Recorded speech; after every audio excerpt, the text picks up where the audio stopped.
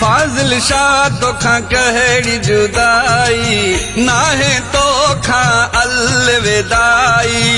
SP थी वरी ईंदे तो, अमन अमान वरी ॾींदे तो।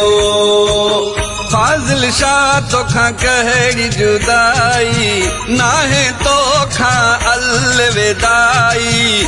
एसपी थी वरी ईंदे तो, अमन अमान वरी ॾींदे तो।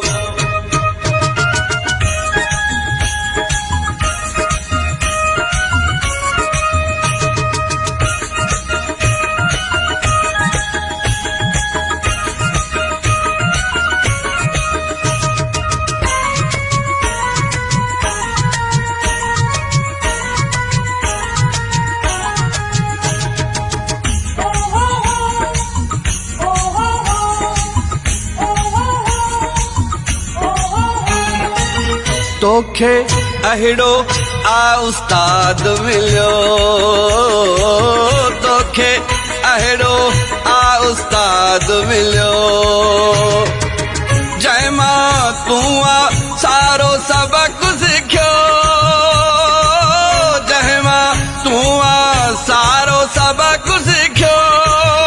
जंहिंजो उस्ताद हुजे तनवीर दुनियो, मोहत तुंहिंजे मुर्क सदाई। काई आकर कान वदाई।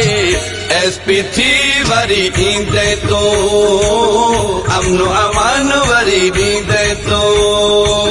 फाजिल शाह तोखां कहिड़ी जुदाई, नाहे तोखां अलविदाई। एसपी थी वरी ईंदे तो, अमन अमान वरी ॾींदे तो।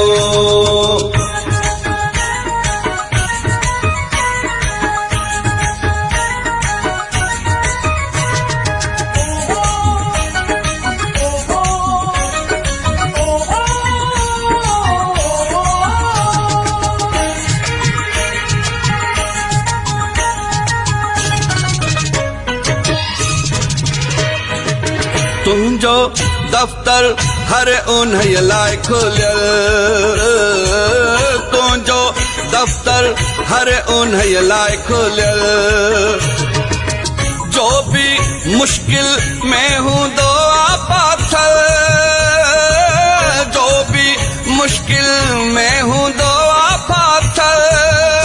तो वटि थो भटकियल जो दादो थिए, तो मिर्गो आहे ई भलाई। राज़िया तो ते ज़ात खुदाई। एसपी थी वरी ईंदे तो, अमन अमान वरी ॾींदे तो।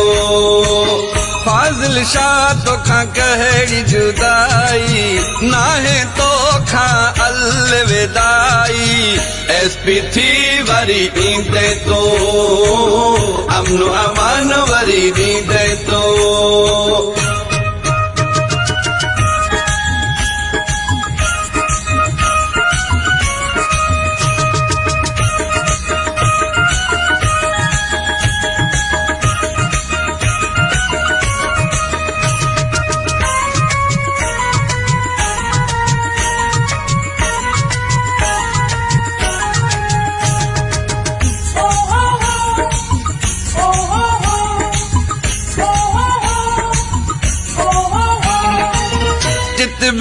हूंदे शलायाबाद हूंदे, जित बि हूंदे शलायाबाद हूंदे। दुनिया जो कोई न गम ॾिसंदे, दुनिया जो कोई न गम ॾिसंदे। सॼे पोर सॼी इहा दुआ तोखे, आहियूं तुंहिंजा सभु शीदाई। शेख शहाब ऐं सभु इज़पाही। एसपी थी वरी ईंदे तो, अमन अमान वरी ॾींदे तो। फाजिल शाह तोखां कहिड़ी जुदाई, नाहे तोखां अलविदाई।